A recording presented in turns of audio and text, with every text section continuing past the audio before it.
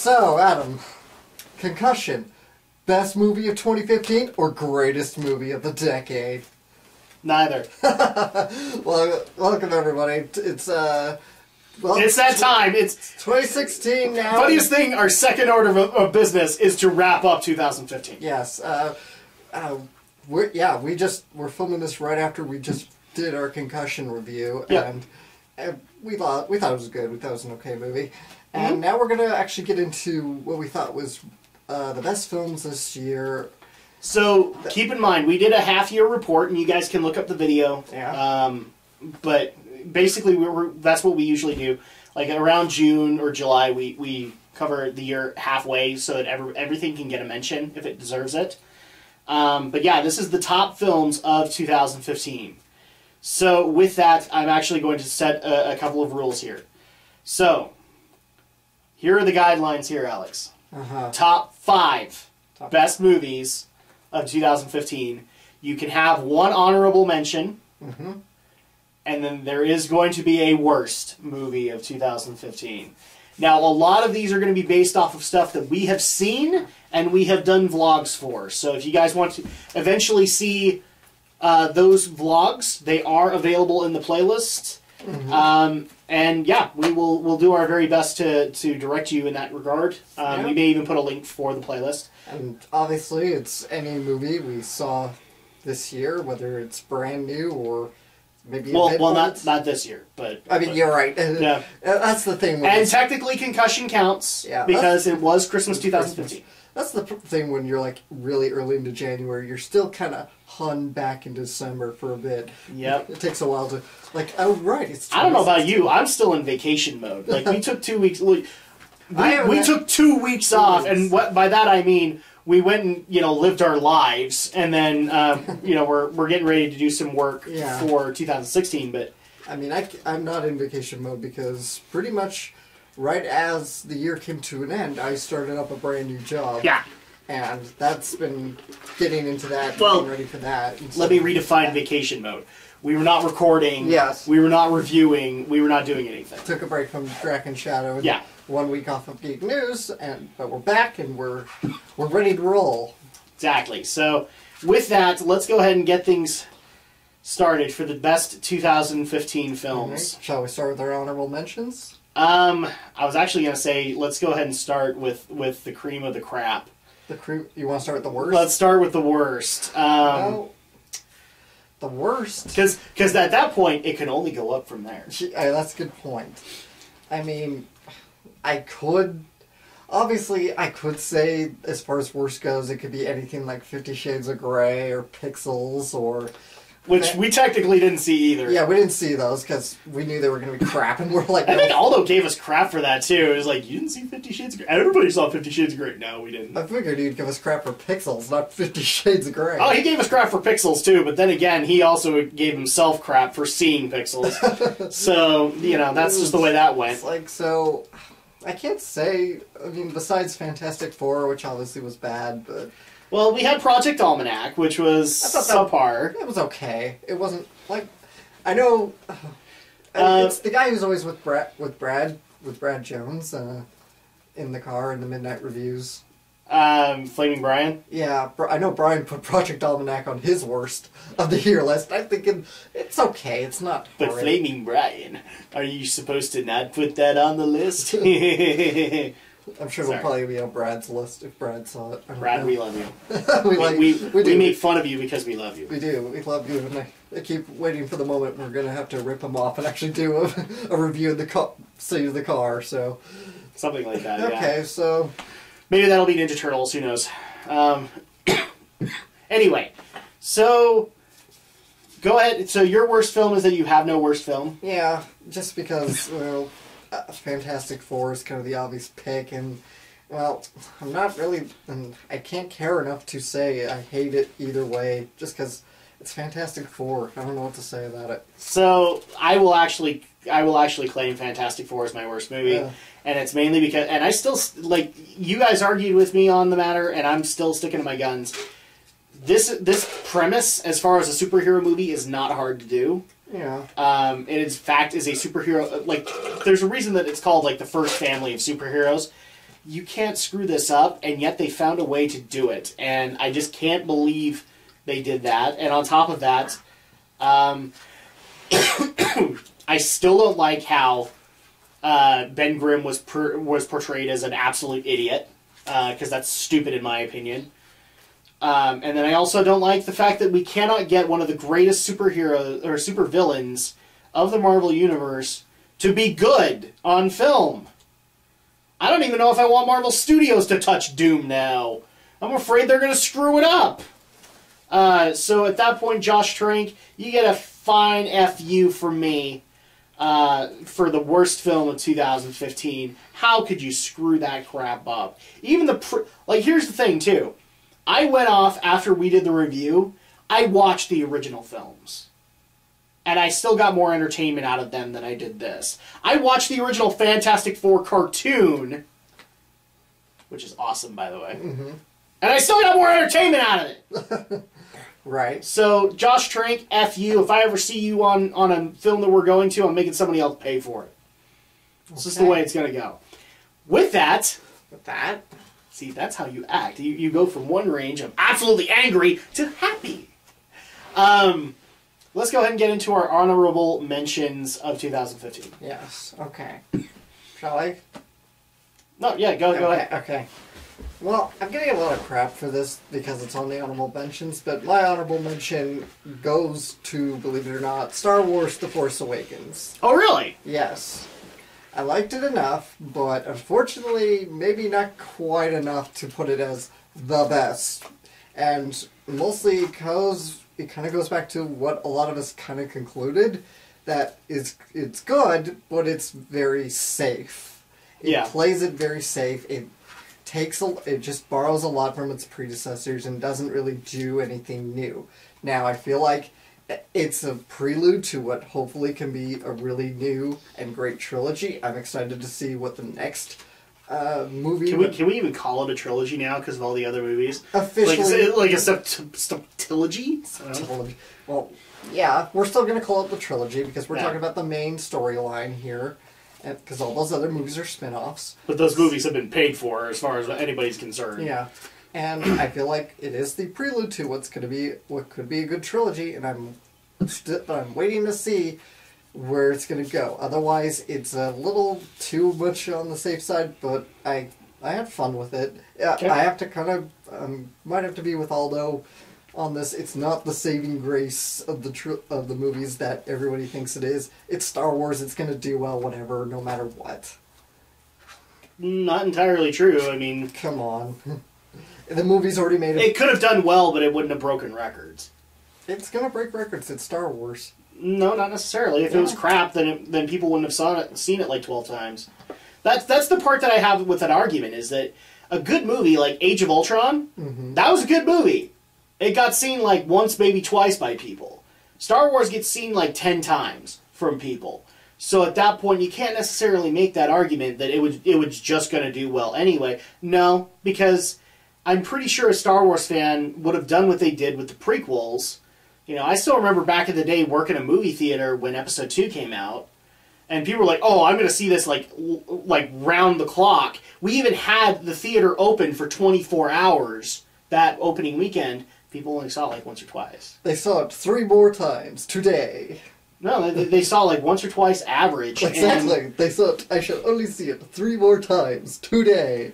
And so that's why I'm saying that, yes, it can be Star Wars and be successful, but it doesn't have to be like break frickin' Avatar's record successful kind of thing. So at least give it that level of credit. But I see where you're going with it, where it did play it safe in a lot of themes.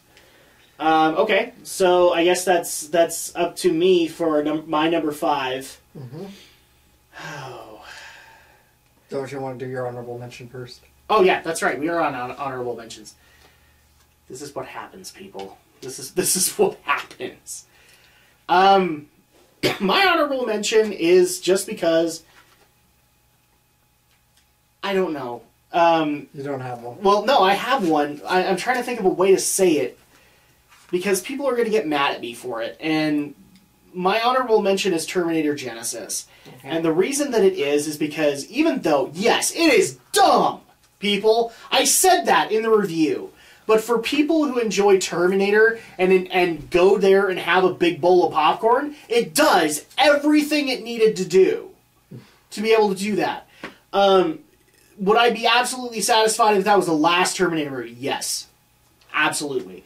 Don't do any more. But at that point, I don't want to say it's bad because it, as a Terminator movie, it had everything it needed to have to be entertaining.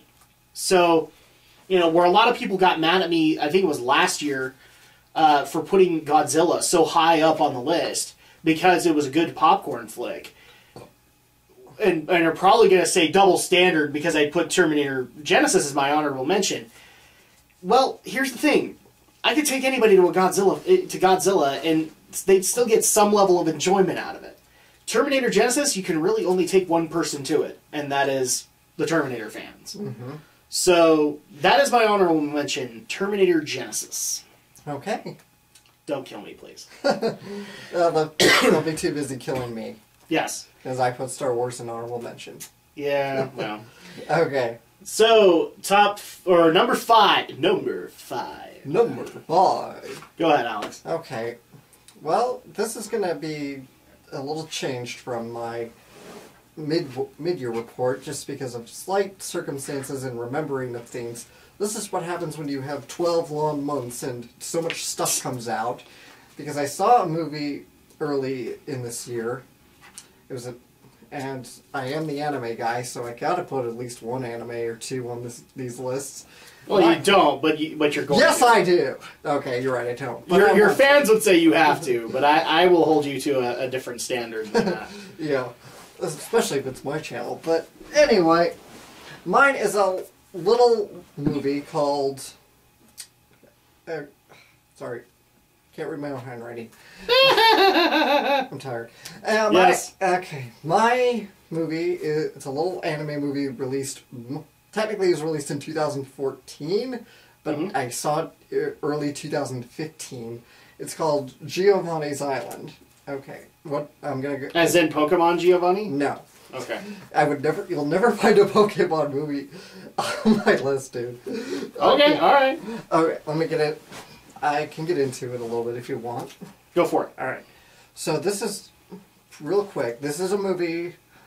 It takes place right at the end of the Second World War, and in this tiny little fishing village up in way northern Japan, like one of the tip islands of Japan. Okay. And, well, of course, the village does learn that Japan's officially lost the war and they've surrendered, but they just tried to press on with their lives as normal. Mm-hmm. But things change. The Soviet Union sends in troops to occupy this little island and reclaim it in the name of the Soviet Union. And this goes into a lot more deeper history between Japan and Soviets. Okay. So I'm not going to get into that. Just go read it. Now, one of the village boys, the kids, and but of course all the soldiers also bring their own families along. Okay. And one of the soldiers, I don't know what his rank was, he's probably like a colonel or something, but he's got his family, he's got his wife, and he's got his little daughter there, and they split the school essentially in half, and Japanese kids on one side, and Russian kids on the other, and they, at first, just try to learn, kind of can't really know how to get along with each other, they just kind of keep distant, but eventually the kids start to mingle a little bit, and the one boy, unfortunately I've forgotten his name, it's not Giovanni, I promise, but he kind of befriends the little Russian girl, and the two and his brother, the little girl named Tanya and him and his younger brother, they form a friendship together, and throughout, and this is kind of most of the movie, they're friends, and we see the interaction between these children, and it's really a charming story, but it gets pretty heavy a little bit at times. It's not Grave of the Fireflies heavy or depressing, but it does get heartbreaking at times. It was a really good movie, and I say for anybody who wants a good anime drama out there, go check this movie out. Okay, what was it called again? It's called Giovanni's Island. Giovanni's Island. The name comes from the boys, the two main boys. Is it dubbed? I don't think it is yet. Okay. It had some festival releases, but I don't know if anybody's actually released it on DVD, unfortunately. But How did you get access to it? I Like, torrented it. So, Oh, of course you did. yeah. Well, bring it out, and Yeah. I know it's also available in the United Kingdom on DVD, but Mhm. it's not available here as far as I know. But so I figured, whatever, bring it out and I'll buy it. But Yeah. and like I said, the name of the title actually comes from the fact the two main young kids, the two boys, they're a fan of Night on the Galactic Railroad, the Kenji Miyazawa. I think that's his name, Miyazawa. Yeah. Kenji Miyazawa novel. So that's where they kind of got the Sorry, name people from. might have noticed that I'm getting distracted. I'm actually I'm gonna answer this now for Alex, whether or not it is available here. Because if Amazon don't have it, then nobody has it. Giovanni's Island, non-USA format, so you would have to import it. Yep. So that's the thing. Yep. Just bring it out and I'll watch it again. Yeah, that's kind of dumb. I'll be the first to admit it. Yeah, I mean, like I said, it got like a few festival screenings here in the U.S. by G Kids, but nobody's actually put it out into home video. Yep. It's like for us who can't go on the We were festival too busy tours, putting out the live-action Attack on Titan. Fuck that Funimation. I'm just saying, that's where the funds went. Yeah, well, So different companies, but definitely different priorities. That's my number 5. okay. That's actually that dethroned Chappie from earlier this year. So Oh, Chappie wasn't this year. Chappie was last year. Chappie was last year. Yeah. Really? Yeah. No, I'm pretty sure it was this year. No. Yes, it was. I've literally got a list of the stuff that we've logged right here. So let me go ahead and answer it. So, Guardians of the Galaxy. Where is it? Oh, Chappie's in there somewhere. In there somewhere. We'll find it. Give us a second, guys. I promise. Battle of the Five Armies. It's not in here. I don't know why. But no, Chappie. I don't. Look it up. Look it up now. I'm certain we saw Chappie this year, because I'm pretty sure that was spring this year. Oh, now and if that's the case, then we need to update that. But IMDb. I'm just gonna look up the date for it. Yeah, just look at the release date. For Chappie, because I have it on DVD or I have it on Blu-ray because I loved it. I know it's this because it's making a lot of people's worst list, unfortunately. And oh, it is a 2015 release. I told you. That is on us.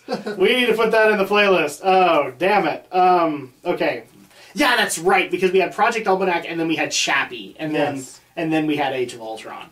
So, okay. I swear I put Chappie in the list. Damn it. Okay, we'll have to fix that later. Okay. But so damn it, that changes my whole list now. Because let me go ahead and get my number 5 because this doesn't change it.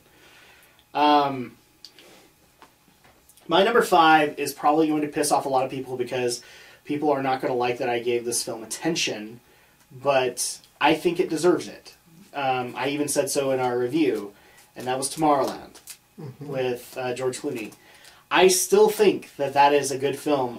It's one of those films that I actually want to get for my daughter because I think it not only embodies, what Tomorrowland is supposed to be for a lot of people, but I also just felt like the story was good in concept.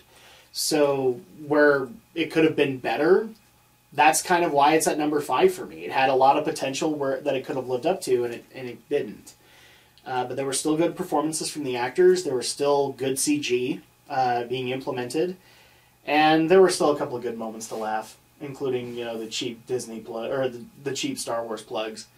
So yeah, my number 5 is Tomorrowland, and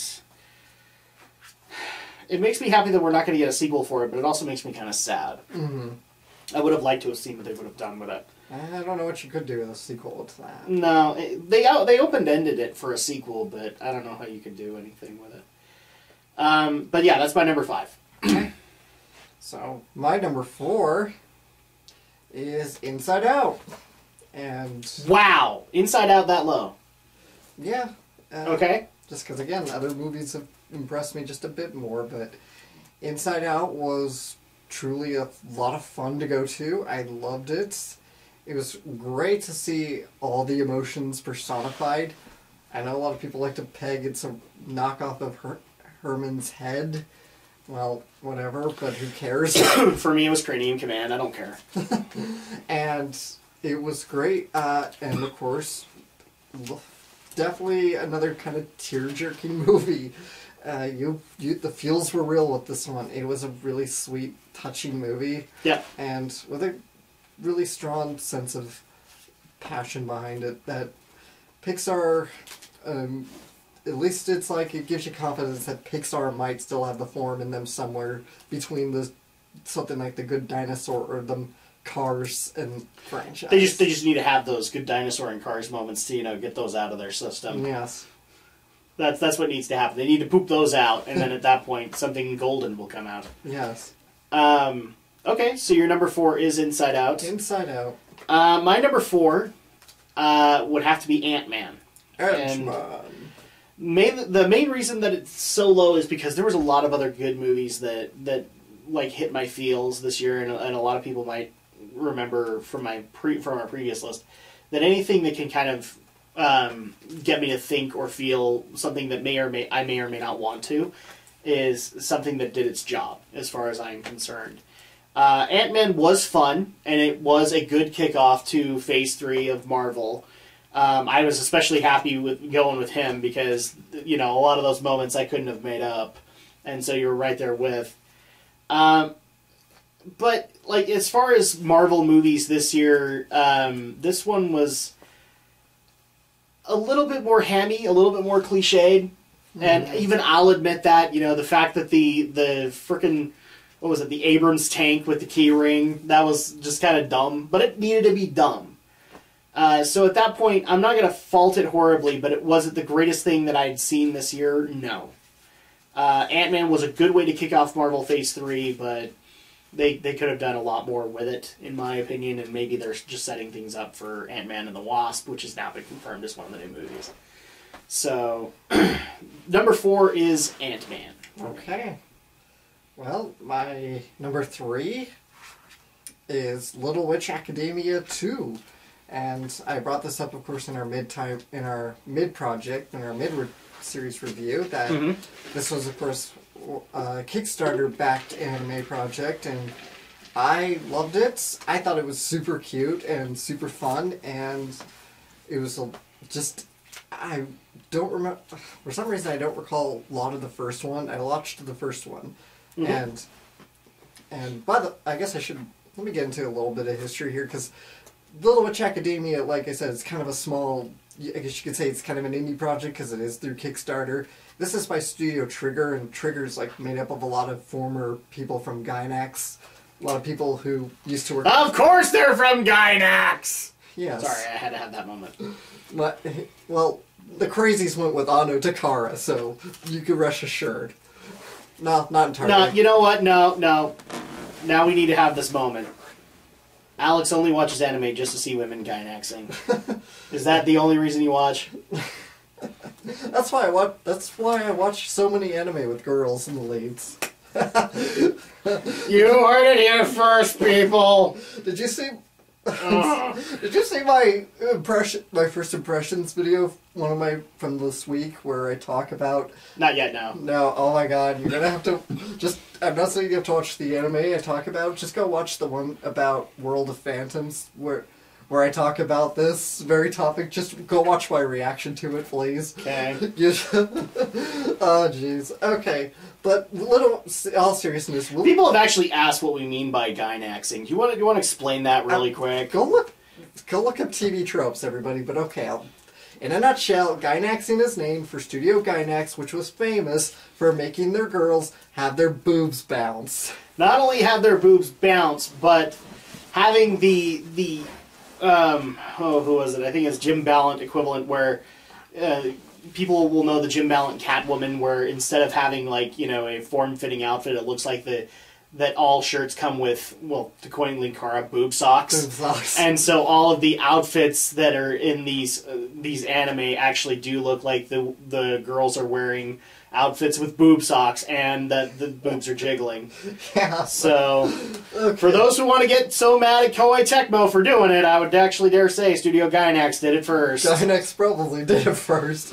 They're the So- trope makers, or at least the trope codifiers. There you go. You now have your definition, people. Okay, but in all seriousness, Little Witch Academia 2 and in its predecessor, like I said, this is a story about a bunch of little girls who are like at a little magic academy to learn how to become witches, you know, spell wands and Just say magical girls. pointy hats. Well, it's not exact. Well, the problem is it's not like in the sense of magical girls as the anime world codifies magical girls. Like, Okay. because it's more like a Harry Potter type of witch, essentially. Okay. Where, you know, they have magic wands and they wear the pointy hats. Right? Okay. But this is it's such a super cute concept, and I really want to see Trigger develop this into a full series. And they said they might consider that if they can get the funding for it. If they can get the funding and backing for it, they'd love to develop this into like a full concept series. And it's something that I'd love to show to your daughter, because I know she would love it, and I'm sure Andrea would love it, being a Harry Potter fan, because it's just perfect for them. Okay, I don't have to worry about these little girls Gainaxing, right? Adam, Okay, obviously, then I we're wouldn't fine. show. Obviously, Adam, I wouldn't show inappropriate stuff to your Okay, daughter. thank you. There are just some things I don't want to have to explain. I'm going to show your daughter perfect blue. No, I'm not going to do that. Perfect blue, I don't... No, I'd probably have a problem with it. I actually had to sit there and go, it would actually be interesting to see how my daughter would take multiple personalities, but no, let's not go there. So, I'm more worried she'd develop one. That's not how it works, people. Don't take that out of context. okay, and final thoughts on Little Witch Academia 2. I loved it. I laughed through the whole thing because it was so cute and so funny. So Okay. that's my choice for there. My number 3 has been revised. Actually, my original number 3 was going to be Ant-Man, but then you had to remind me about Chappie. So, again, one of the main things that movies hit my kind of top criteria, and people can say I'm horribly biased on the matter or whatever. Well, of course we're biased or critics. But when a movie gets you to think outside of your norms and actually like rips you out of your comfort zone to consider some aspects, I think it's done its job. I think it's done its job as a movie, and Neil Blomkamp wholeheartedly did that with Chappie. I think it overall went really, really well, considering the fact that I hadn't necessarily, I hate to say this, I never considered, would it be wrong to... We could talk spoilers, Yeah. right? It's statute's passed. Yeah, Is it wrong to say, downloading our consciousness into a robotic body is a wrong thing? Because at that point, is the soul not there? That's the questions that movie asked. And that movie still frustrates me to this day because I just don't have those answers. Yeah. That's the very definition of intellectual sci-fi, right? That's so for all if it's going to be that thought provoking, I have to give it that credit. And I mean, you remember me walking out of there. I actually got a little pissed off because of the fact I was not processing everything that I had just seen. So I have to at least give Chappie that credit. They literally made me think outside of my comfort zone. They ripped me out of it to consider whether or not this would be an ethical thing or a moral thing. So, Neil Blomkamp, and considering this is my first Neil Blomkamp film, yeah, I'm good. yeah. I don't ever need to see District 9. He's sold me.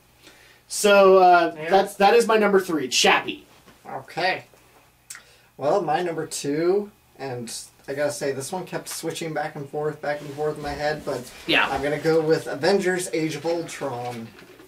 And I'm kind of not surprised by this. yeah, and I've had a lot of fun with this movie. I do with every superhero movie for the most part. I'll probably have some fun with it, and this was fun, and it was a... You're going to be having a lot of fun this year because we got lots of superhero movies. Oh, yeah, I gotta get ready for Civil War, man. Yeah. And, wow, and it was just, what a great action-packed movie. It was something great for Joss Whedon to go out on if he's gonna essentially end this Marvel Yeah, legacy. people are giving him such crap over the fact that he walked away. Like, did you see the whole expose article? Like, Joss Whedon finally comes out and says why he left the Marvel Cinematic Universe. I haven't actually read them. I've seen the article. And it was because he got burned out. Because he wanted a break. He's tired. I love the people that got mad at him for that. How dare you get mad? It's the same reason. Or how dare you get burned out? Same reason Jon Favreau walked away from Iron Man 3. Or, I mean, there's so many other examples, for crying out loud. I mean, Peter Jackson didn't want to do The Hobbit because he knew what it did to his health to do Lord of the Rings. Yeah. You know, it's just one of those things where I'm actually kind of happy that the Star Wars movies have taken the direction of having different directors per, because, dude, that crap just ruins you. Yeah. Like, poor George Lucas, he didn't go through 3 movies, he went through 6. Yeah. 6 movies. That took a lot of... And he had, and unlike Peter Jackson, he had, what, 10, 15 years to build himself back up for the prequels. Yeah. You know, that's one of those things where I get if the director is that devoted, because, like, as much as I want to have him removed, Michael Bay is going back into doing Transformers. If he wants to do that, he's fine with that. But doing continuous stories like that wrecks your health. Yeah. It's just a lot of pressure, and so I don't hold it against the guy if he wants to go out into the middle of a cabin in the woods with no access to the internet whatsoever just to recuperate. That's him. Yeah, and this is a great way for Joss Whedon to really go out on. The Avengers is my essential introduction into Joss Whedon because I didn't really watch Buffy and Firefly. Yeah, I didn't really watch much of Whedon's TV work, so this is the way I've been introduced to him. Mostly in kind of his Whedon-isms. Well, you saw the original Avengers, right? Yeah, like I said, the Avengers, the whole franchise, the Avengers here. So I'm happy that he gave us one more great run with the Age of Ultron, and I enjoyed the movie a lot. I thought, who was Ultron, the actor? James Spader. James Spader. He was really good at it, especially when you find out, oh yeah, that was James Spader. They didn't modify his voice. He really spoke like that. That's really good acting. Well, they modified the voice a little bit, but the inflections were all him. Yeah. So Spader was fantastic in the movie, and the whole cast was fantastic. And we got those nice quiet moments too, right? Where we got to see into the psyche of Bruce Banner, the Hulk, and Black Widow, and Hawkeye, and Tony Stark. And where they are, considering the other films that they had to go through. And we see how they work as a group, and they had all great chemistry together. Mm-hmm. Great movie. Happy to have seen it. Can't wait for the more superhero movies to come. When's the next Avengers due? Is it this year or next year? Oh, no, it's like 2017, I 2018. figured it had to be at least a couple of years out. So. Yeah, Phase 3 still has quite a few movies. So, okay. So, I will... And while I agree with you, this is not my number 3 by any... Or are we? No, we're on number 2. This is not my number 2 by any stretch of the imagination, but it also just brings me back to when we did the group review. And as much as I do appreciate this movie, a lot of good points were brought there where if you miss a movie, you're kind of lost. Yeah. It's pretty... Like, these movies are starting to become like comic continuity. And that may be the greatest drawback to them. But I can also say this, that if this movie has done anything, it's probably motivated you to go and watch the previous movies. Yeah, it has. And to give those their fair shakes. Yeah. So, with that, and if you guys want to see the full discussion on that, watch our group review of Age of Ultron. So, with that said, my number 2... That was your number 2, right? Age of Ultron? Yep. Okay. This is where people are going to get mad at me now. Because my number 2 and my number 1 are ties. Okay. Because I could not distinguish these films from each other, nor could I deny their impact. And if I had... And here's the thing. I could have literally littered these things with my top 5. I could have. But I'm not going to. Because they deserve higher places. My number 2 goes to the 2 best animated films I saw this entire year, Inside Out and the Peanuts movie. Oh, yeah. And the reason that a lot of people might be like, well, how can you put Peanuts right next to Inside Out? I can, because Inside Out and Peanuts did exactly the same thing for me.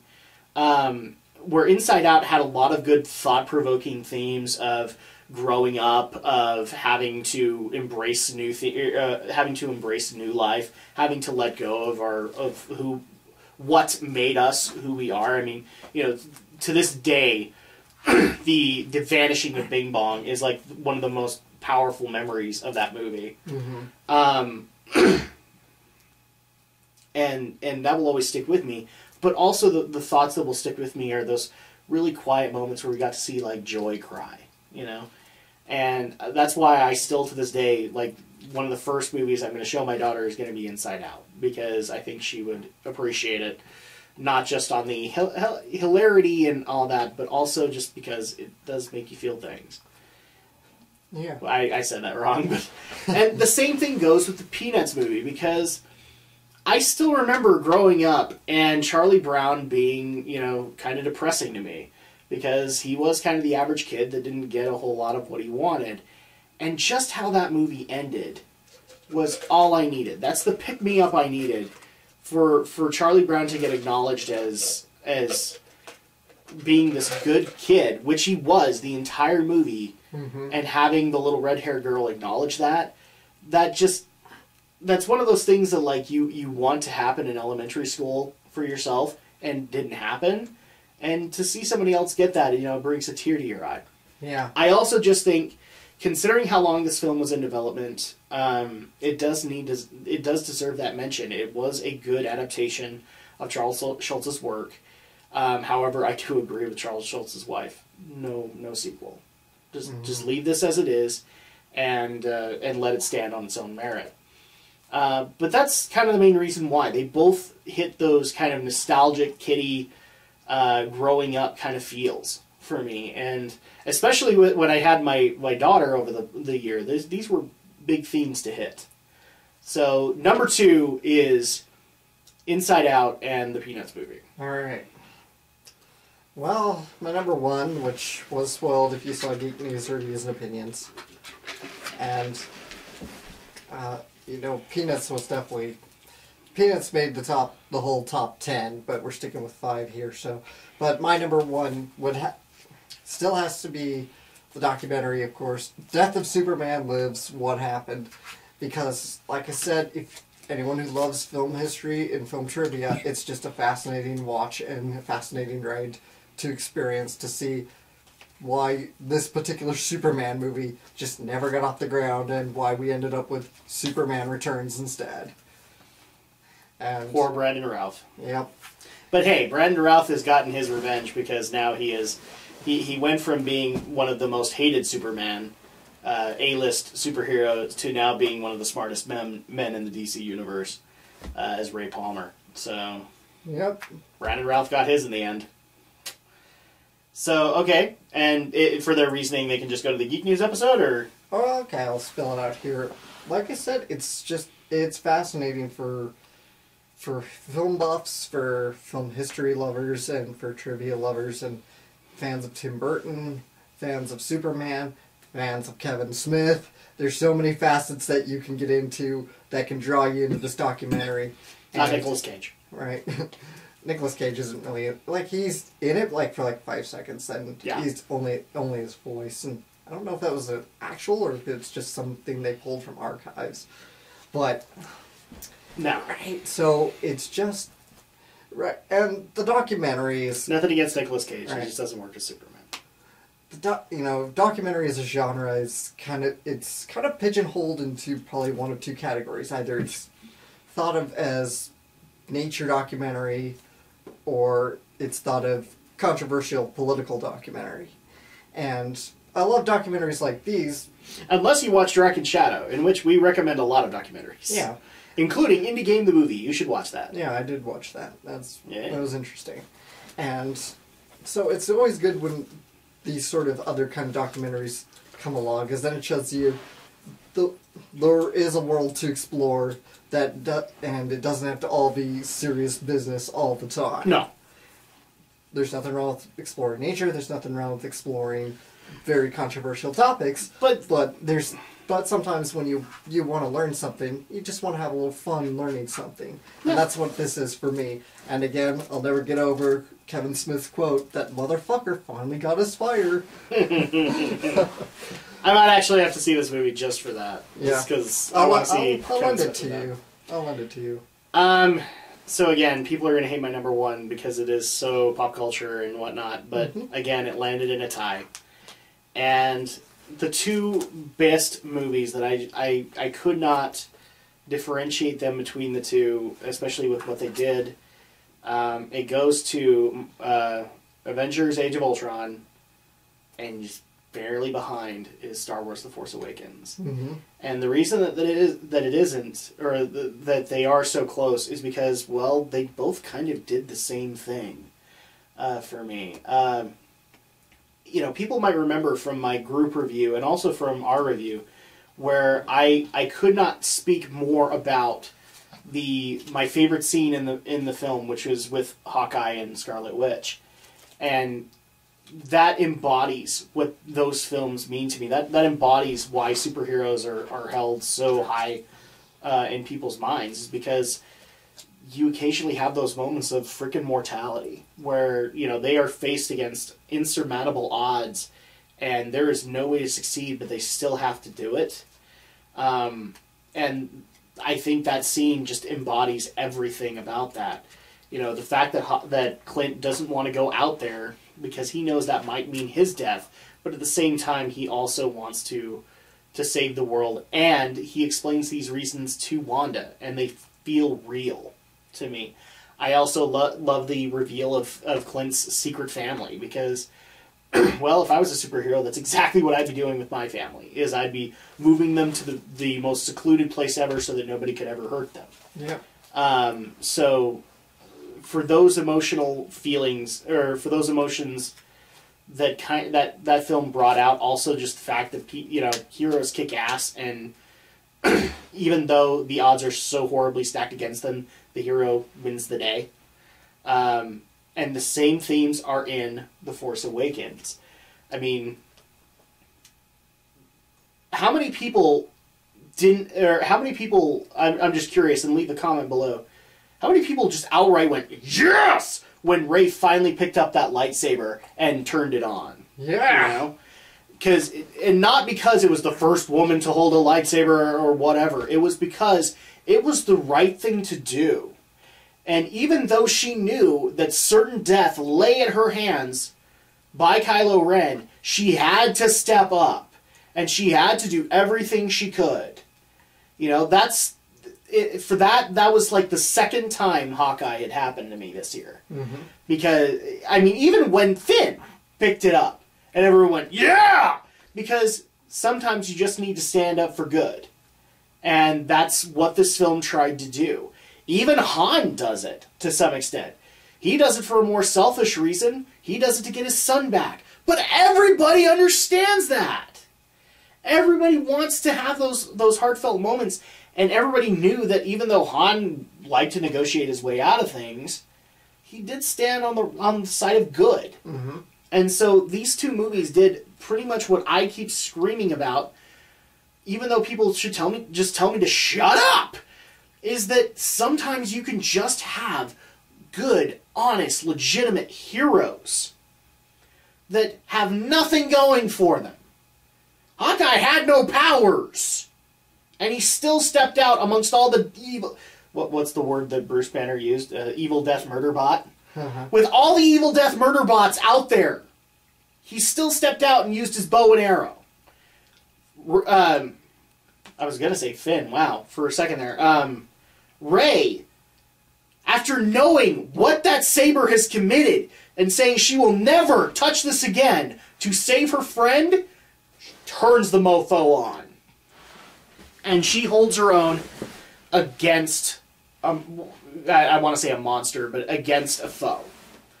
And so in a lot of cases, these are the embodiment of everything I've been screaming about the past couple of years, that we can have good, honest, legitimate heroes like Link from Legend of Zelda, and it works. Mm-hmm. We don't have to have these anti-heroes and these tragic backstories. And to the people who are going to scream out to me and go, Finn's an anti-hero! No, he's not. No, he's not. Because he lied once and he felt bad about it, and then he came clean. Anti-hero is the guy who has like 10 things under his belt that he hasn't admitted and is just all snarky.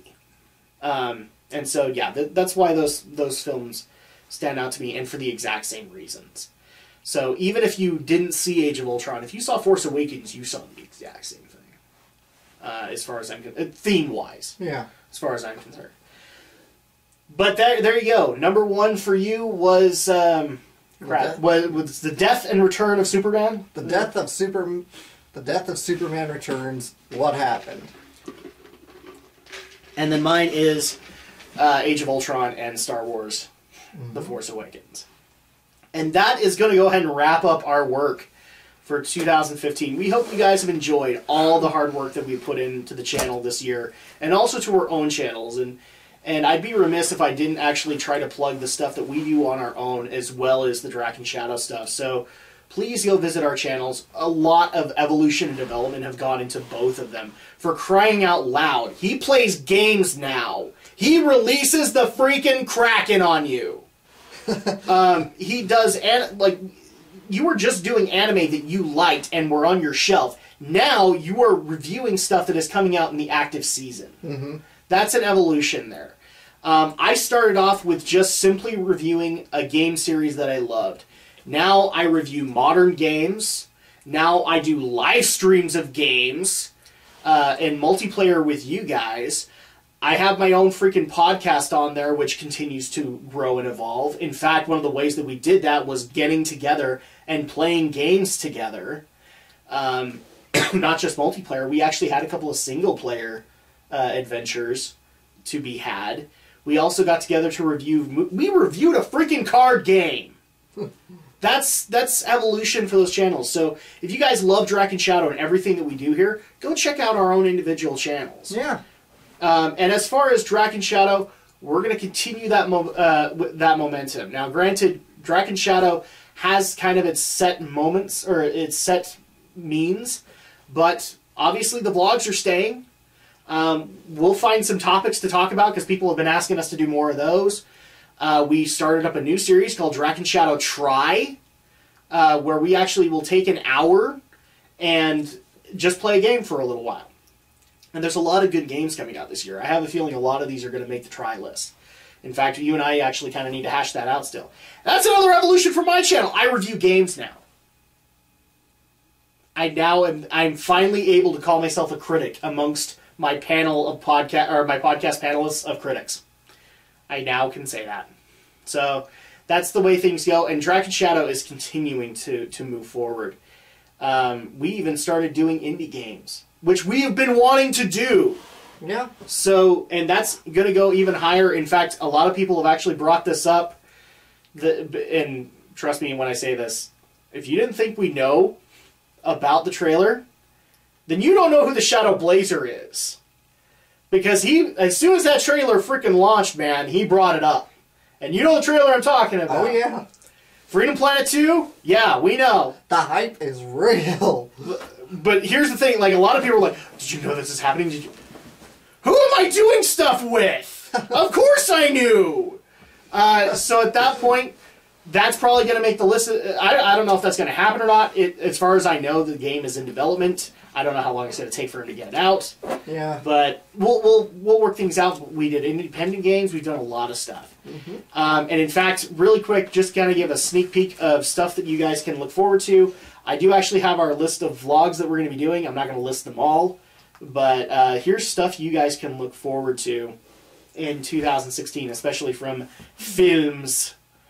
Because we've got quite a list now. And in fact, one of the ways that we're involving is some of these movies we both can't get together to see. So some of them might actually be individual reviews. Yeah. In particular, things like Kung Fu Panda 3 I'll probably just do on my own. Because people actually did like the Terminator Genesis review where I called you a wuss and said, how dare you not see the movie. That's not what I think, guys. I understood why he didn't want to see it. But that's why I had to see it.